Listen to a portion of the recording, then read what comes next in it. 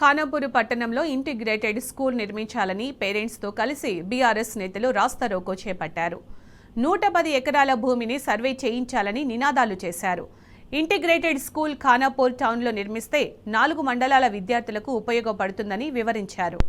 లక్షల్లో ఖర్చు చేసి కార్పొరేట్ పాఠశాలల్లో చదివించే స్తోమత తమకు లేదని పేరెంట్స్ తెలిపారు.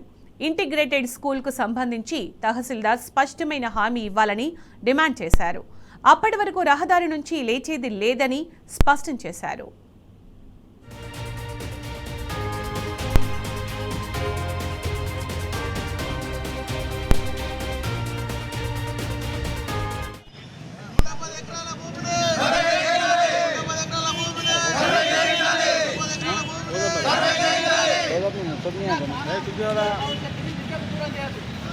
ఖానాపూర్ పిల్లల భవిష్యత్తుని పిల్లల భవిష్యత్తుని ఖానాపూర్ పిల్లల భవిష్యత్తుని